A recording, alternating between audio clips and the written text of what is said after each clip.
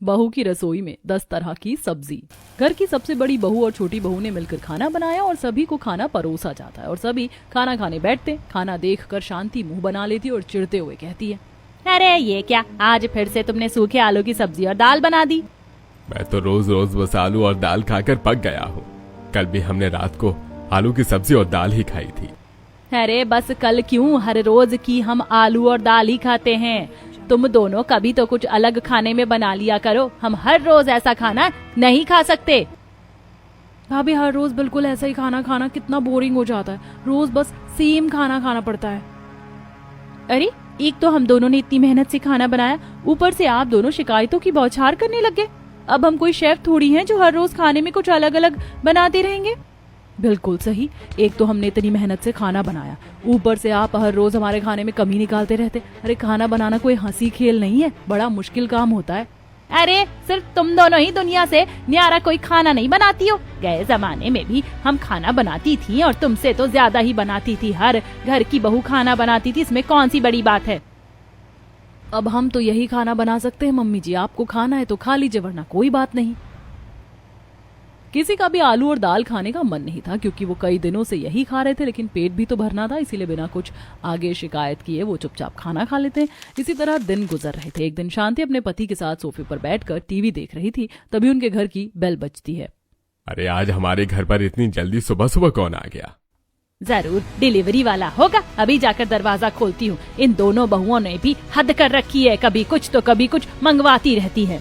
इतना कहते हुए शांति दरवाजे की तरफ जाती है और जैसे ही वो दरवाजा खोलती तो वहां का नजारा देखकर उसके तो होश उड़ जाते। उसके सामने उसका सबसे छोटा बेटा एक लड़की के साथ खड़ा था। अरे नास पीटे, ये क्या कर दिया तूने? ये कोई मजाक है या किसी नाटक की शूटिंग चल रही है यहाँ पर? नहीं मम्मी, ये कोई मजाक नहीं है। मैंने नेहा से शादी कर ली है। हमने आज ही जाकर कोर्ट मैरिज की है। तब तक अंदर से रमेश भी आ गया था और ये देखकर उसे भी बड़ी हैरानी होती है। अरे बेटा ये सब क्या हो रहा है यहाँ पे? कुछ नहीं पापा, मैंने और नेहा ने शादी कर ली है। मैं जानता हूँ ये सब बहुत अचानक हो गया और आपके लिए ये बहुत चौंकाने वाली बात है, लेकिन सब कुछ इतना अचानक हुआ कि मैं आपको कुछ बता नहीं पाया। अरे तूने तो हमारा मुंह काला कर दिया, भला ये सब करने की क्या जरूरत थी? अब जब सबको ये बात पता चलेगी तो हर जगह हमारी थू थू होगी। ऐसा कदम उठाने से पहले कम से कम एक बार तो सोच लेता। अरे तूने तो हमसे एक बार बात करना जरूरी नहीं समझा। तुझे क्या लगा तू अपनी मर्जी चलाएगा और मैं तुझे इतनी आसानी से तेरी मर्जी चलाने दूंगी? मैं सब अच्छे से जानती हूँ। इस लड़की ने तुझे अपने प्यार के जाल में फंसाया होगा, लेकिन बेहतर होगा तू इसे छोड़ दे। नहीं मम्मी, मैं नेहा को नहीं छोड़ सकता। मैंने इसे छोड़ने के लिए थोड़ी इसका हाथ पकड़ा है। अब तो मेरी इससे शादी हो गई है, मैं इसे कभी नहीं छोड़ सकता। याद रख, मेरे जीते जी भी मैं इसे कभी अपने घर की बहू नहीं मानने वाली। मैं इसे अपने घर के अंदर नहीं आने दूंगी। मुझे सब पता है इसने तुझे फंसाया है। ये लड़की अभी इसी वक्त मेरे घर से निकल जा। शांति नेहा से कहती है। ये सब देखकर नेहा काफी डर रही थी। तभी यश उसका स्टैंड लेते हुए कहता है, मम्मी, नेहा अकेले कहीं नहीं जाएगी। मैंने इससे शादी की है। अगर ये इस घर में से जाएगी तो मैं भी इसके साथ जाऊंगा। ये बात सुनकर शांति हैरान थी। अब वो अपने बेटे को अपनी नजरों से दूर नहीं करना चाहती थी। अब तुझे जो करना है कर। वैसे भी इतना बड़ा फैसला तूने हमारी मर्जी के बिना ले तो लिया है। इतना कहकर शांति अंदर चली जाती है। कोई बात नहीं बेटा, तुम्हें चिंता करने की जरूरत नहीं है। तुम्हारे फैसले से अभी तुम्हारी मम्मी नाराज है, लेकिन तुमने इतना बड़ा फैसला किसी की मर्जी के बगैर लिया है तो उनका नाराज होने का हक तो बनता है। इस तरह घर में सबसे छोटी यानी तीसरी बहू का गृह प्रवेश होता है, जिस वजह से वो शांति की नजरों में आ जाती है और उसकी आंखों में चुभना शुरू हो जाती है। जब अगले दिन नेहा तैयार होकर रसोई में अपनी पहली रसोई करने जाती है। आज मैं सभी के लिए खाने में क्या बनाऊं, कुछ अच्छा बनाऊंगी। तभी वहां पर उसकी दोनों जेठानी रसोई में आ जाती हैं। अरे तुम इतनी जल्दी सुबह सुबह रसोई में क्या कर रही हो? दीदी, दरअसल आज मेरी पहली रसोई है ना, इसीलिए मैं सभी के लिए खाना बना रही थी। ओह अच्छा, वाओ, तुम तो बहुत थॉटफुल हो। ग्रेट, चलो अच्छी बात है। इसी बहाने हमें रसोई से एक दिन काम करने की फुर्सत मिल जाएगी। ये बात सुनकर सीमा और पायल तो बड़ी खुश हो रही थी और वो उसके बाद रसोई से बाहर आ जाती हैं। तब नेहा फ्रिज से आलू, गोभी और भिंडी की सब्जी को निकालती है। उसके बाद वो उसे अच्छे से धोती है और उन दोनों को काट पीट कर उनकी मस्त सब्जी बना देती है। वहीं दूसरी तरफ उसके साथ खीरे का रायता भी बनाती है। चलो सारा खाना बन गया है, बस अब कुछ रोटियां बनानी बाकी हैं, उसके बाद सभी को परोस दूंगी। वहीं दूसरी तरफ दोनों जेठानी आराम से सोफे पर बैठकर फोन चला रही थी। ये देखकर शांति गुस्से में उनसे कहती है, अरे तुम दोनों यहाँ पर आराम से बैठकर फोन चला रही हो, खाना क्या तुम्हारा कोई नौकर आकर बनाएगा? वाह मम्मी जी, आपने भी क्या टू द पॉइंट बात कही है। हमारे घर में एक नौकर आया तो है नया, वही रसोई में खाना बना रही है बस। क्या तुम दोनों ने मुझसे बिना पूछे घर में नौकर भी रख लिया? तुम दोनों की इतनी हिम्मत? अरे मम्मी जी रिलैक्स, चिल कीजिए। हम उस गरीब भतीजे नेहा की बात करें जो कल हमारे देवर जी को फंसाकर इस घर में एंट्री मार गई। क्या कहा? आज खाना वो बना रही है? जी बिल्कुल, उसने कहा उसे आज पहली रसोई की रस्म करनी है। मैं उसके हाथ का खाना बिल्कुल नहीं खाने वाली हूँ। तुम दोनों जल्दी से उठो और मेरे लिए अलग से खाना बनाओ। मैं उसे कभी भी इस घर की बहू नहीं मानूंगी। इतना कहकर शांति वहाँ से चली जाती है। यार मम्मी जी भी ना हमें बिना वजह का ऑर्डर देकर चली गई। अरे जब वो गरीब टीचर खाना बना ही रही है तो हमें दोबारा खाना बनाने की क्या जरूरत है। अरे हमारा 2 मिनट चैन की सांस लेना किसी को बर्दाश्त थोड़ी है। दोनों मुंह बनाकर रसोई में जाती हैं और शांति के लिए एक चूल्हे पर चावल उबलने के लिए रख देती हैं। वहीं दूसरे चूल्हे पर दाल नेहा ने उससे पहले ही खाना बना दिया था। अब सभी को खाना परोसा जाता है। 2 सब्जी और रायता देखकर सभी को बड़ा अच्छा लगता है। सब बड़े मजे से खाते हैं। खाना तो बहुत ही स्वादिष्ट बना है, मजा आ गया। इतने दिनों बाद 2 सब्जी और रायता खाने को मिल रहा है। और खाना बना भी बहुत स्वादिष्ट है। आपके हाथों में तो जादू है भाभी, आपने तो कमाल कर दिया। सच में खाना खाकर बड़ा मजा आ रहा है। ओहो, बहुत ही स्वादिष्ट है। ले बेटा, तेरी पहली रसोई का इनाम। रमेश नेहा को कुछ पैसे देते हुए कहता है। नहीं नहीं पापा जी, इन सब की क्या जरूरत है? बेटा मना नहीं करते, ये नेक होता है, तेरा हक बनता है, ले ले। नेहा पैसे ले लेती है। जहाँ एक तरफ बाकी सभी नेहा के हाथ का बना खाना खा रहे थे और उसके हाथ के बने खाने की इतनी तारीफ कर रहे थे, वहीं दूसरी तरफ शांति भी वहीं बैठी थी, लेकिन वो अपनी दोनों बड़ी बहू के हाथ के बने खाने को खा रही थी, जिसमें सादे दाल चावल थे। नेहा के बने खाने की स्वादिष्ट खुशबू शांति के नाक तक पहुंचती है। खाने की खुशबू तो बहुत अच्छी आ रही है, सभी कितने मजे से खा रहे हैं, जैसे पता नहीं कितना स्वादिष्ट खाना खा लिया हो, और मुझे यहाँ पर बस सादे दाल चावल दे दिए। कोई बात नहीं, मुझे इसके हाथ का खाना नहीं खाना। शांति वही सादे दाल चावल खाती। शाम को नेहा सभी को चाय बनाकर देती है, लेकिन शांति चाय लेने से इनकार करती है। तुझे क्या लगा मैं इतनी आसानी से मान जाऊंगी? मैंने तुझे इस घर की बहू नहीं माना। मैं तेरे हाथ का कुछ खाने या पीने वाली नहीं हूँ। नेहा चुपचाप वहां से चली जाती है। उसके बाद शाम को शांति जब बाजार गई थी तब वह अभी 2 बहुओं के लिए साड़ी लेकर आती है, लेकिन नेहा के लिए कुछ नहीं लाती। देखो मैं तुम दोनों के लिए साड़ी लेकर आई, बताओ कैसी है? बहुत अच्छी, मुझे तो बहुत पसंद आई। इसका डिजाइन कितना प्यारा है। मैं तो कल ही इस साड़ी को पहनूंगी। वाह मम्मी जी, मानना पड़ेगा, आपकी चॉइस तो बहुत अच्छी है। नेहा सामने बैठी ये सब देख रही थी। वो उदास होकर वहां से चली जाती। शांति जानबूझकर ऐसा कर रही थी क्योंकि उसे अब तक नेहा एक फूटी आंख तक नहीं भा रही थी। अब रात को भी ऐसा ही होता है। नेहा रसोई में खाना बनाने की तैयारी कर रही थी। अभी खाने में क्या बनाऊं, एक काम करती हूँ, घिया के कोफ्ते और भरमा बैंगन बना देती हूँ और उसके साथ मेथी का रायता बना देती हूँ। अब नेहा फ्रिज से घिया, बैंगन और मेथी निकालती है। उसके बाद वह सभी सब्जी को अच्छे से धो लेती है और फिर उन सब्जियों को अच्छे से काटना और छांटना शुरू करती है। उन्हें काटने के बाद वह छौंक के लिए प्याज, टमाटर और मिर्च भी काट लेती है। फिर वो चूल्हे पर कढ़ाई रखकर उसमें तेल डालकर सबसे पहले छौंक दिया करती है और उसके बाद उसमें सब्जी डालकर उसे पकने के लिए छोड़ देती है। वहीं दूसरी तरफ उसने घिया को अच्छे से कस लिया था। इसके बाद उसके छोटे छोटे पकौड़े बनाकर उसके भी घिया कोफ्ते बना लेती है। इस तरह सारा खाना तैयार हो रहा था। वहीं दूसरी तरफ शांति अपनी दोनों बड़ी बहुओं के पास जाती है। तुम्हें बस फोन चलाने के अलावा और कोई काम नहीं है? खाना बनाने का समय हो रहा है, तुमसे खाना भी नहीं बनाया जाता? मम्मी जी, आप हर रोज बिना वजह हम पर राशन पानी लेकर चढ़ जाती हैं। रसोई में नेहा खाना बना रही है तो हम भला खाना बनाने का कष्ट क्यों करें? अरे उसे मैंने इस घर की बहू नहीं माना है, उसका रसोई पर इतना हक नहीं है, इसीलिए खाना बनाने की जिम्मेदारी तुम दोनों को लेनी चाहिए। नहीं मम्मी जी, आपने नहीं माना, लेकिन बाकी सभी ने मान लिया है और हम सबको उसके हाथ का खाना भी बड़ा अच्छा लग रहा है। जब हमें फ्री में बैठे बिठाए इतना स्वादिष्ट खाना मिल रहा है तो हम खाना बनाने का कष्ट क्यों करेंगे? शांति की दोनों बड़ी बहू बहुत ही बड़ी आलसी और कामचोर थी। ये बात सुनकर शांति को गुस्सा आता है। अरे तो नालायक को, जाकर मेरे लिए तो खाना बना दो। मुझे उस लड़की के हाथ का बना खाना नहीं खाना है, और कुछ अच्छा सा बना देना। फिर से वही सूखे दाल चावल मत दे देना मुझे बनाकर।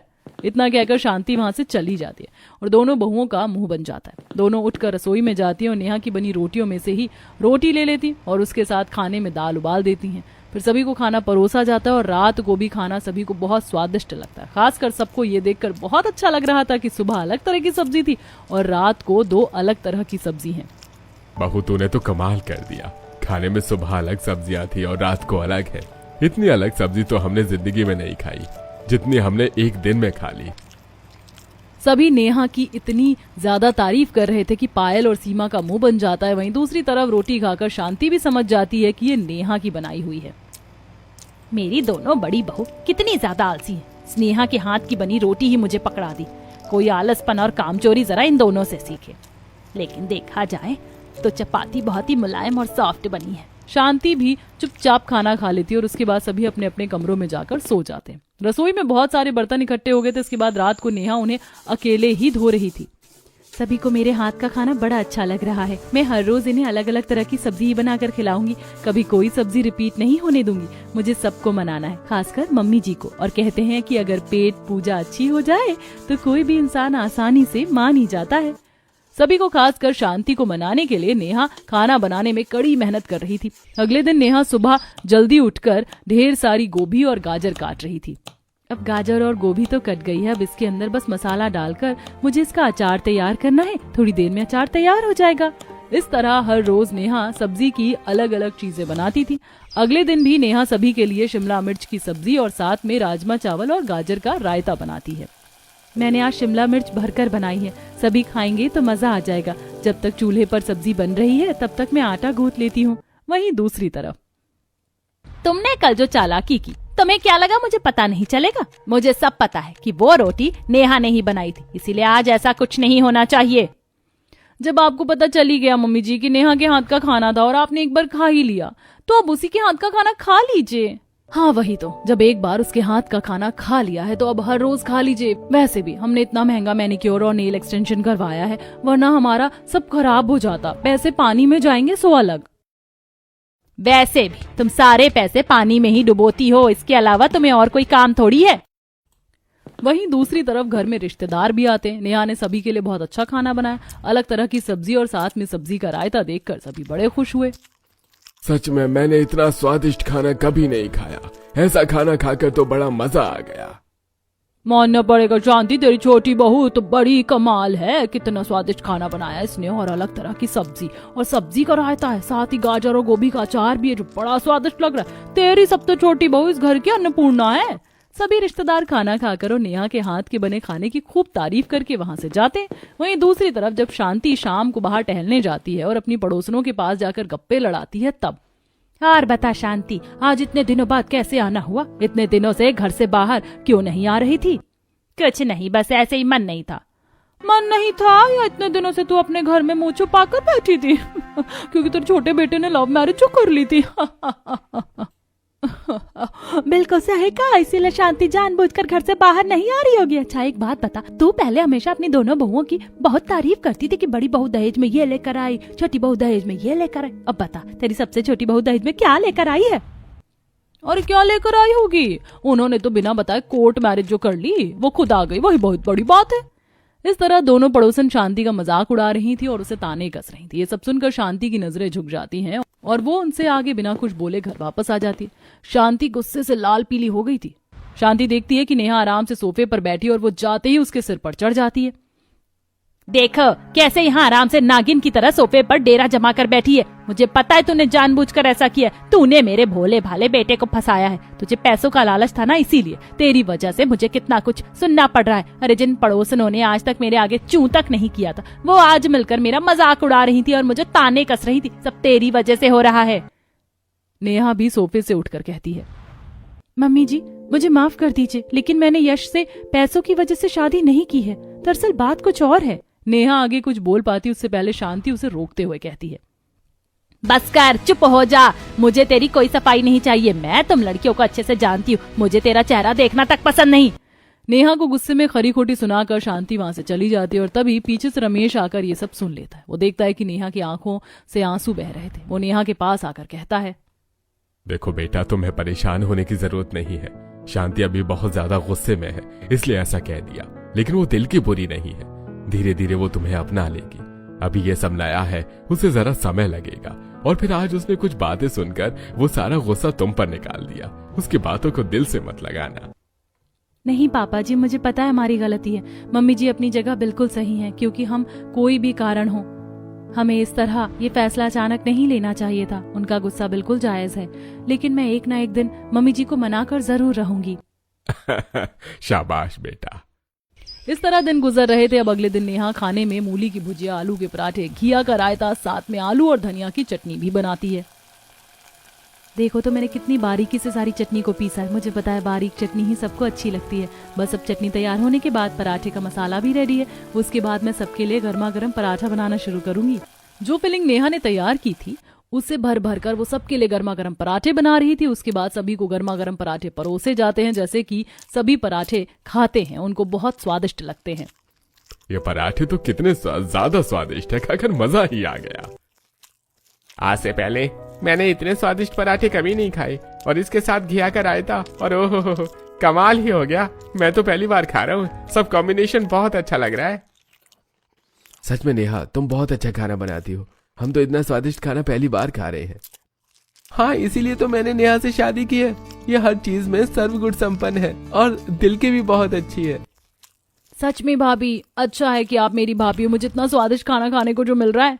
सभी नेहा की भर भर के तारीफ कर रहे थे। एक तरफ शांति चुपचाप खाना खा रही थी, वो किसी से कुछ नहीं कहती, और वहीं दूसरी तरफ सीमा और पायल चिढ़ जाती हैं। अगले दिन शाम को देखा कैसे हर रोज हर कोई उसकी भर भर के तारीफ करता है। हाँ वही तो, उसके आने के बाद तो घर में सबके तेवर ही बदल गए। अरे हम भी तो सभी को हमेशा खाना बनाकर खिलाते थे, लेकिन कभी किसी ने हमारी इतनी तारीफ नहीं की। सच में पता नहीं उस गरीब फटीचर को सब इतना सिर पर क्यों चढ़ा रहे हैं। वो तो अपने साथ शादी के बाद दहेज में कुछ लेकर भी नहीं आई। अरे हम तो इतना कुछ लेकर आए थे, इस घर का भंडार ही भर दिया था हमने तो। दोनों को नेहा से बड़ी चिढ़ होने लगी थी, इसीलिए वो अक्सर नेहा से ही घर का सारा काम करवाती और खुद कुछ नहीं करती थी। उन्हें पता था कि शांति भी नेहा को पसंद नहीं करती, इसीलिए वो इस बात का भरपूर फायदा उठाती थी। वो दोनों कुछ कपड़े लेकर नेहा के पास जाती हैं।